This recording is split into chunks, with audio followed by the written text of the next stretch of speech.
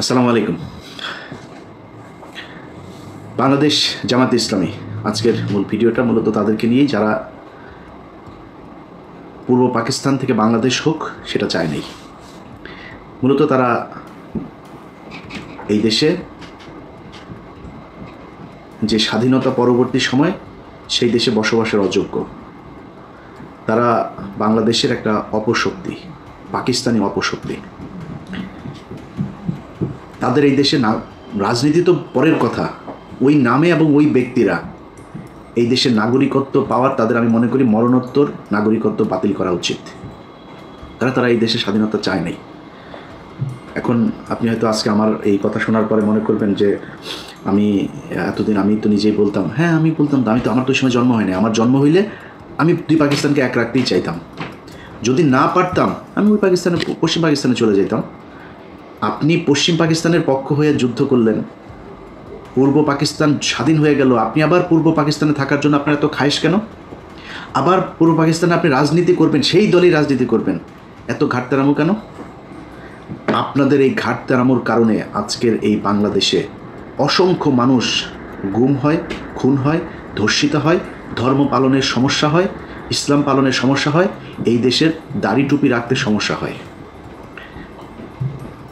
কীভাবে খুব মনোযোগ দিয়ে শুনেন, কথা টুইস্ট করা যাবে না, আর উল্টাপাল্টা বোঝাও যাবে না, যেটা বলছে সেটা বুঝতে হবে। জামায়াতে ইসলামী এই ৭১ সালের যে অবস্থান ছিল, আমি তাদের সেই অবস্থানকে সমর্থন করি, আগেও করি, এখনও করি, সারা জীবনই করব।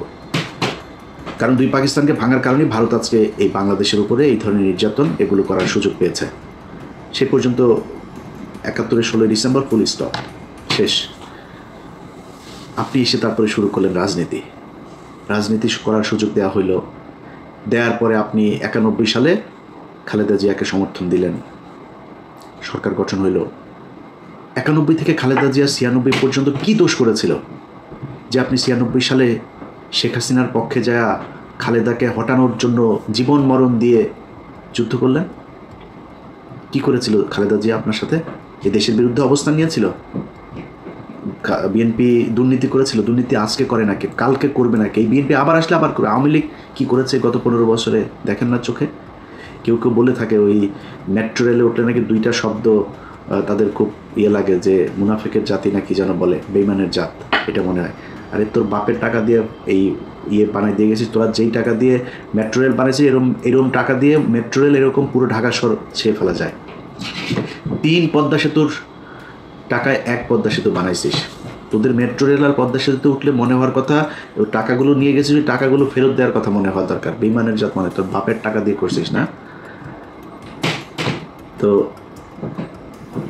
এই দেশে যারা ওই সময় রাজনীতি করেছে, বিএনপি বলেন, আওয়ামী লীগ বলেন, সবাই দুর্নীতি করেছে। তা আপনি ৯১ থেকে ৯৬-তে আপনি জানেন না শেখ হাসিনাকে বাংলাদেশে ইন্ডিয়া পাঠিয়েছে কেন? ৯১-তেই তো ইন্ডিয়া তাকে বসাতে চেয়েছিল, পারে নাই, ৯৬-তে বসাবে। আপনার একটু দূরদর্শিতা নিচে চুল গজায় নেয় আপনার, যে আপনি বুঝেন না যে হাসিনাকে দিয়ে তারপর এই দেশটাকে ভারত নিয়ন্ত্রণ করবে। হাসিনার পক্ষ জয় করলেন, ২ দিন পরে আবার ভাতার পাল্টাইলেন, ওই ভাতার আর ভাল লাগে না, ভাতার পাল্টায় আবার ফের খালেদা জিয়ার কাছে আসলেন, এসে তারপরে পায়েটায় ধইরা তারপরে জোট করলেন, করে আবার ক্ষমতায় বসলেন। ক্ষমতায় বসার পরে এরপরে দেশ চালাইলেন। দেশ চালানোর সময় যা যা হয়েছে, যেভাবে চলেছে, সেখানে তো আপনার বুঝার আমার মনে হয় না যে কোনো সমস্যা হয়েছে যে খালেদা জিয়া কী চায়, খালেদা জিয়া কি আসলে ভারতের লোক না কিসের লোক। যদি সমস্যা হতো তাহলে ওই সময় চলে আসতেন, সরেন নাই তো, তাদের সাথেই ছিলেন। আসলে ২০২৪ মাঝখানের পুরোটার সময় বাদ দিলাম বিরোধী দলে। ২৪ আসার পরে আগস্টে হাসিনারে সরাইলেন, সরানোর পরপর বিএনপি আবার খারাপ হয়ে গেল। কারণ কি? বিএনপি তারেক রহমান ইন্ডিয়ার কাছে বিক্রি হয়ে গিয়েছে। বিএনপির চোর মানে যদি ধরা যায় ৮০%ই চোর, মানে এটা করার পর দেশের মানুষই ভাই ৯০%, ৯৯% চোর আমার দেশের, ইনক্লুডিং মি, আমি আমার বাদ দিলাম না। ৯৯% চোর এই দেশে, হয়তো ২-১% ভালো থাকতে পারে। তো বিএনপি চুরি করেছে, এটা বাদ। বিএনপি আওয়ামী লীগ এই ইন্ডিয়ার সাথে কিছু করেছিল নাকি? খালেদা জিয়া তারেক রহমান বিক্রি হয়ে গিয়েছিল, ৫ তারিখে বিক্রি হয়েছিল। তো ৫ তারিখের পরে বিএনপি খারাপ হয়ে গেল কেন হঠাৎ আপনার কাছে? আপনার বাল গজায় নাই যে এই আপনি যদি বিএনপির সাথে দ্বন্দ্ব করেন তাইলে ইন্ডিয়া আবার এখানে ঢুকবে। আচ্ছা, আপনি বললেন যে আপনি কি সবাই মাফ করে দিয়েছেন আপনি আওয়ামী লীগকে। চাচা সমস্যা কি? ভিডিও টিডিও আছে নাকি ভাইয়ের কাছে? টাকা পয়সা লেনদেনের কোনো কিছু আছে? সমস্যাটা কোথায়? আপনি এসে বললেন মাফ করে দিলাম, তো আপনার কথা হওয়ার কথা না। আরে ভাই, গত 15 বছর এই দেশটা ইন্ডিয়ার কাছে বিক্রি করে দিয়েছিল। আপনি সেই দেশের স্বাধীন হবার পরে আপনি তাদেরকে মাফ করে দিয়া তারপরে তাদেরকে নিয়ে থাকতে চান, কারণ কি? সমস্যাটা কি? এটা তো বলা দরকার মানুষের কাছে, যে কোন কারণে, কি স্বার্থ দেখে বা কোন যুক্তিতে আপনি তাদেরকে মাফ করে দিচ্ছেন এত তাড়াতাড়ি। বিএনপি শুরু করলো, জামাত টানছে, আমাদেরও তাহলে সবাই টানা দরকার। টানাটানি আওয়ামী লীগের কে কত নিতে পারে, এদের কাছে সবচেয়ে প্রিয় মানুষ হয়ে গেল আওয়ামী লীগ। 5 আগস্টের পর থেকে আজ পর্যন্ত বলেন, এই দেশে নিজেরে নিয়ে যদি আমি কথা বলতে চাই তাহলে মনে হবে আমি বোধহয় নিজেরে মানে বলতেও লজ্জা লাগে। আমি পিনাকি আর কনক সারোয়ার 2-4 জন আরও আছেন,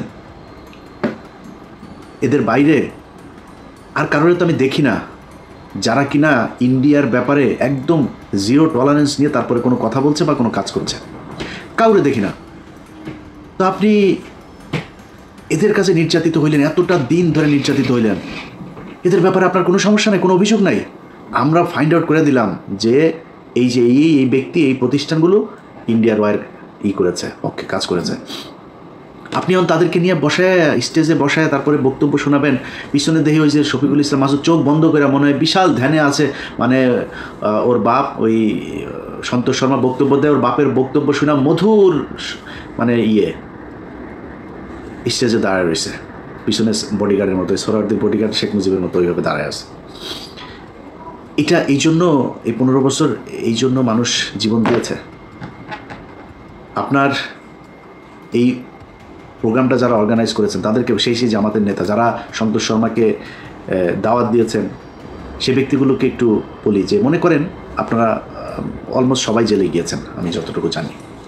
জেলে যাওয়ার পরে আপনার স্ত্রী বা মেয়েকে পুলিশ আপনাকে ক্রস ফায়ার দিবে এটা মনে করে তারপরে ধর্ষণ করেছে, ধর্ষণ করে পেটে বাচ্চাও দিয়ে দিয়েছে, অ্যাবর্শন তো করাইতে পারে না লজ্জা শরমে। আপনাদের ঘরে যদি এরকম একটা বাচ্চা টাচ্চা যদি থাকে, মনে করেন থাকে, কেমন লাগবে? আছে কিনা ওইটাও তো আল্লাহই জানে। থাকতে পারে না? কেন বললাম জানেন কথাটা? আলেপের কথা মনে আছে? আমার এই চ্যানেলে একটু পিছনে যায় ভিডিওগুলো দেখেন। এই পুলিশ অফিসার এক ব্যক্তিকে ধরে তার স্ত্রীকে তার স্বামীর ক্রসফায়ারের ভয় দেখিয়ে রোজা ভাঙিয়ে রোজার মাসে তারপরে ধর্ষণ করেছে। দেখেছেন আমার এই চ্যানেলে ভিডিওটা? এরকম 16 জন আমাদের বাংলা এডিশন অফিসে গিয়েছিল। তো বাংলা এডিশনের কাছে যারা গিয়েছে ওরা তথ্য দিতে চায়, নাম টাম বলার পারমিশন দিচ্ছেন। তা বললাম নাম টাম কিছু যদি না বলি, কোনো পুলিশের নাম বলতে দেবেন না, ওরা লজ্জায় কারণে বলতে চায় না। তো এখন ওই ব্যক্তি শুধু আমাদের কাছে বক্তব্য দিয়েছিল কারণ ওর স্ত্রী মারা গিয়েছে। এগুলো নিয়ে দ্বন্দ্ব, সাংসারিক দ্বন্দ্ব, তারপরে আবার উনি গর্ভবতী ছিল, এইসব সমস্যা মিলে হঠাৎ করে মারা গিয়েছে। স্বামী স্ত্রীর মধ্যে এটা নিয়ে খুব খারাপ পরিস্থিতি চলছিল, মারা গিয়েছে। সে লোকের কথা শোনেন নাই? ওই লোকের স্ত্রীকে এইভাবে জোর করে ধর্ষণ করেছে। আমরা তো জানি না আর কত মানুষের স্ত্রীকে এইভাবে ধর্ষণ করেছে যারা আমাদের কাছ পর্যন্ত পৌঁছাইতে পারেনি। আপনি মাফ করে দেওয়ার কে? তাদের কাছে জিজ্ঞেস করেছেন? ভারত গেল 15 বছরে যা করেছে সেটার শাস্তি হতে হবে, শুধু শাস্তি না, সারা জীবনের জন্য তাদেরকে নিষিদ্ধ করতে হবে। আপনি 2 দিনের মাথায় মাফ করে দেন।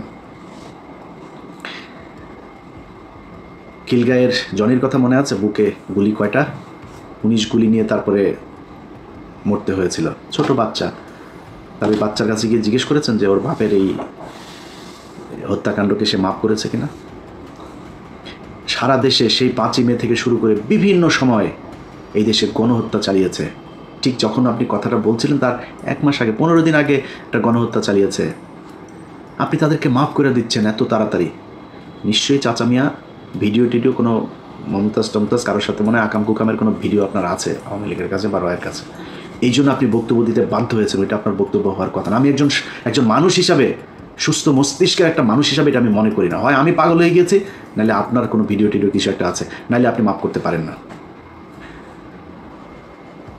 আপনাদের অনেকের খারাপ লাগতে পারে ভাই, এই দেশের এই জামাত ইসলামের কারণে আমি সরাসরি বলি, ধরেন আমি কয়েকদিন আগে ওই যে বিরিয়ানি আলম সাহেব বলেছিলেন, তার সাথে আমার ওয়াশিংটনে আমরা মুশফিক ভাই টুশিক ভাই আর কয়েকজন ছিলাম একটা প্রেস ব্রিফিংয়ে এখানে। তো আমার জিজ্ঞেস করছিল যে আপনি নির্বাচন হলে কারে ভোট দেন? আমরা নির্বাচন হলে জামাত ইসলামের ভোট দেবো। এখনও এটা প্রকাশ্যে, মানে এটা আমি যেটা বলি আমি সবার সাথে কথা ওইভাবেই বলি, জামাত ইসলামের দেবো। যে কেন জামাত ইসলামের কেন দেবো? বললাম জামাত ইসলাম বিএনপি দুইটা আমার কাছে সমান্তরাল, কিন্তু যেহেতু ওরা ইসলামটাকে একটু প্রিফার করে তো আমি এই কারণে জামাত ইসলামকেই ভোটটা দিব, বাট আমি বিএনপিকেও পছন্দ করি। এখনও বলছি এই এক কারণে জামাত ইসলামের প্রতি মানুষের যে দুর্বলতা, এইটার কারণে বিএনপির চাইতে আপনারা অনেকেই হয়তো জামাত ইসলামের, অনেকে আমার তো মানুষ জামাত ইসলামই মনে করে, তো কালকে হয়তো মনে করছে আরে ইলিয়াস কী সমস্যা, কি ইলিয়াস তো এই জামাতও করে, তাহলে আসলে করে কোন দল? এখন আমি জামাত করি না, কিন্তু বিএনপির লোকজন কিন্তু আমার জামাত বানায়। এই যে জামাত বলা হয় এটার কারণ কি জানেন? এটার কারণ হচ্ছে ওই যে ধর্মীয় কথাবার্তা বলি, যখন অফিসে জব করতাম টিভিতে রোজা রাখতাম, রোজা রাখাই তো আবার মাঝে মধ্যে ধরেন শুক্রবারে নামাজ টামাজ পড়ার জন্য সময় চাইতাম অফিসে, এই তো তো জঙ্গি তো মানে শিবিরের লোক। আবার ওই হরতালের সময় শিবিরের ওই ফুটেজ টুটেজ যেগুলো আমি তাড়াতাড়ি পাইতাম আর কি, আমার কাছে এই তথ্য আমি সোর্স মেনটেন করতাম। মনে হয় ওর সাথে ও এত ফুটেজ পাই কেমনে, কোথায় ভাঙচুর হয় এটাও জানে কেমনে, এইটাও আর একটা কারণ। আমি একা না, আপনি বিএনপির সাথে বলবেন যে আমি বিএনপি করি বলে এই বা মানে বিএনপির কিছু দেখি না এটা বলে আপনি পাওয়ার সুযোগ নাই, কারণ বিএনপির সাথে আপনার অনেকগুলো জায়গায় পার্থক্য আছে, যেই পার্থক্যটা আপনাকে মেনটেন করতে হবে। যে পার্থক্যগুলো কি? আবরার ফাহাদ বলেছিল সে শিবির করে, আবরার ফাহাদকে হত্যা করা হয়েছে শিবির সন্দেহে, জানেন না? আমি বেতন পেয়েছি 23,000 টাকা বেতন পাই মাত্র, তখন বেতনের পুরো টাকাটা নিয়ে তারপরে যে কোনো জামাত ইসলামের কোনো একটা জায়গায় দিয়ে এসছি, এটা একটা রসিদ ছিল, সেই রসিদটা আমার ডয়ারে ছিল, 23,000 টাকার একটা রসিদ। 23,800 টাকা বেতন পাইতাম তখন, 800 রেখে দিয়েছিলাম, 23,000 টাকার রসিদটা দিয়েছিলাম। তো আমি যেহেতু ঢাকা শহরে আমার যেহেতু মানে নিজের বাবার বাড়িটাই আছে, আমার যেহেতু মানে ভাড়া দিতে হয় না, আমি অফিসে অন্যদের চাইতে একটু রিল্যাক্স থাকতাম, কোনো বাজার টাজার কোনো কিছু আমার কোনো ঝামেলা ছিল না, তো আমি ওই টাকাটা দিয়েছিলাম। তো আমি ইটিভি থেকে আমাকে যখন এই চেয়ারম্যান যখন জেলখানায় গেল, তখন আমার ড্রয়ার তো আমি কোনো জিনিসপত্র কিছু নিয়ে আসার সুযোগ পাইনি, আমি আর অফিসে যাইনি, আমার ওইখানেই খুঁজে এগুলো পেয়েছিল। ওই রসিদটা নিয়ে ডিবির মনিরের কাছে দিয়ে এসেছিল আমাদের 21 টেলিভিশনের অখিল পোদ্দার। আমার অনেক ঝামেলা হয়েছে ভাই, শুধুমাত্র এই জামাতের পক্ষে কথা বলা কিংবা জামাতের মতো করে কথা বলার কারণে। এই দায় আপনাদেরকে নিতে হবে। আবরার ফাহাদ মারা গিয়েছে, এই দায় আপনাকে নিতে হবে। আপনি ইসলাম নিয়ে রাজনীতি করেন, এই জন্য আপনার নামে যাদেরকে ফজরের নামাজ পড়তে যাওয়ার কারণে জঙ্গি বানিয়ে শিবির ট্যাগ দিয়ে তারপরে ফাঁসি দেওয়া হয়েছে, ক্রস ফায়ার দেওয়া হয়েছে, যাদের স্ত্রীদেরকে ধর্ষণ করা হয়েছে, এর সব দায় জামাত ইসলামকে নিতে হবে। এই জন্য আপনার দায় অনেক বেশি বিএনপির চাইতে। বিএনপি তো ভাই খালি খালেদা জিয়া, তারেক রহমান, জিয়া পরিবার বাদ দিলে বিএনপির 90% মানুষের সাথে আওয়ামী লীগের কোনো পার্থক্য নাই। আপনি যদি নাকি এই ভারতের ইস্যুটার সামনে নিয়ে এসে যদি বলেন, ভাই বিএনপির বহু মানুষ আছে। এই যে সালাউদ্দিন দেখেন না, সালাউদ্দিন ইন্ডিয়াতে ধরে নিয়ে গিয়েছিল, আমরা জানি, ধরে নিয়ে যে তাকে গুম করেছিল, ওই গুম হয় নাই, ওই বাংলাদেশের মানুষকে গুম করছিল। ইন্ডিয়াতে বসে আসে আমাদের সাথে ফোনে কথা বলে, আমার সাথে অনেকবার কথা হয়েছে, ইন্ডিয়াতে বসে থেকে কথা বলে আমার সাথে, অনেক ইনস্ট্রাকশন দিত, ভাই এরকম করো, এরকম এই সেই। আমি খুব অবাক হইতাম যে ইন্ডিয়াতে বসে সে কথা বলে, তারে কিছু বলে না। তখন কিন্তু আমরা এটা নিয়ে আলোচনা করতাম যে সমস্যা, এরা আসলে ইন্ডিয়া নিয়ে গিয়েছে ভাব ধরানোর জন্য, সে আসলে রয়েরই লোক, ওইখানে নিয়ে তাকে ট্রেন আপ করা হচ্ছে বিএনপিকে, যাতে সে দেশে গিয়ে তারপরে সার্ভিসটা দিতে পারে। সেই সার্ভিস এখন এসালাম এদের সবাইকে বাঁচায় সালাউদ্দিন সাহেব দিচ্ছেন। তো বিএনপিরে যদি আপনি তারেক রহমান, খালেদা অর্থাৎ জিয়া পরিবারের বাদ দেন, আমি জানি না ভাই কয়জন খুঁজে পাবেন সেখানে ইন্ডিয়ান লোক। মির্জা ফখরুল এই দলের দ্বিতীয় পার্সন, তার মতো লোক ভারতীয় এজেন্ট। এরপরে আর কে কোথায় আছে আমরা জানি না, এটা নিয়ে আজকে কথা বলছি না, যেহেতু আজকে ওইটা বাদ। তো মানুষের প্রত্যাশা জামাত ইসলামের উপরে অনেক বেশি, বিশেষ করে ভারতের ক্ষেত্রে, কারণ ভারতের সাথে আপনারা 71-এ হেরেছেন। এই গত কয়েক বছরে আপনাদের কয়েকজনকে হত্যা করা হয়েছে। 15 বছর আপনাদের যেসব শিবিরের ছেলেপেলে আছে, জামাতের লোকজন আছে, তাদেরকে প্রচণ্ড কষ্ট নির্যাতন সহ্য করতে হয়েছে। এই কষ্ট আপনাদের উপরের এই তাহের ঠাকুরের মতো, এই তাহের মিয়ার মতো এরকম 2-4 জন রয়ের এজেন্টকে নিয়ে আপনি এই পুরো দেশের সব মানুষকে বিপদে ফেলতে পারেন না। জামাতে ইসলামকে নিয়ে অনেক কিছু বলার মতো সুযোগ ছিল, কিচ্ছু বলি নাই। আপনি জানেন এটিএম আজহার এখনো পর্যন্ত জেলখানায় আছে। বাংলাদেশের মানুষকে বিষয়টা বলি, কেন আছে জেলে জানেন? জেলে আছে জামাত ইসলামের কয়েকজন নেতার কারণে। তারা ইচ্ছা করে তাকে জেলখানায় রেখেছে, তারা চায় না সে ছাড়া পাক। 5 তারিখের পর থেকে এখনো পর্যন্ত জামাত ইসলামের অনেক নেতার বাড়িতে আওয়ামী লীগের লোকজনকে লুকিয়ে রাখা হয়েছে। শিবিরের ছেলে পেলে যায় কিছু কিছু জায়গা থেকে তুলে জোর করে তারপর জামাতের সাথে যুদ্ধ করে তাদেরকে বের করেছে। জামাত ইসলামের সাথে শিবিরের একদম খুব স্পষ্ট কিছু দ্বন্দ্ব, তারা সেই বিষয়গুলো বাইরে আসতে দেয় নাই, কিন্তু সেই দ্বন্দ্বগুলো এখন প্রকাশ পাচ্ছে। জামাত ইসলাম, ইসলামী ছাত্র শিবির থেকে শুরু করে যারা এই দলের সমর্থক কর্মী যারা যেখানে আছেন, আপনারা যদি মনে করেন ভাই সন্তোষ শর্মার মতো লোককে এরকম একটা জায়গায় জায়গা দিয়ে জামায়াত ইসলাম ভালো কাজ করেছে এবং আপনারা সেটাকে সমর্থন দেবেন, আমার কোনো সমস্যা নাই। কিন্তু আজকের পর থেকে জামায়াতে ইসলামকে কোনো জায়গায় কোনোভাবে ছাড় দিয়ে ইলিয়াস হোসাইন কথা বলবে না। আপনাদের সম্মান থাকলো কি না থাকলো যায়ও না আসেও না, কারণ এই জামায়াত ইসলাম আর আওয়ামী লীগের মধ্যে কোনো পার্থক্য নাই। ওরা ভারতীয় চর, তোমরা পাকিস্তানি চর। আমরা পাকিস্তানের সাথে প্রচণ্ড ভালো সম্পর্ক রাখতে চাই, কিন্তু তুমি পাকিস্তানের হয়ে এই দেশের বিরুদ্ধে, মানুষের বিরুদ্ধে যুদ্ধ করে তারপরে এই দেশে এসে রাজনীতি করবা, রাজনীতি করতে এসে যখন যার দিকে মনে চায় তার পক্ষ হয়ে কাজ করবা, আর তোমারে আমরা কোলে তুলা নাচবো, এটা মনে করার কোনো কারণ নাই।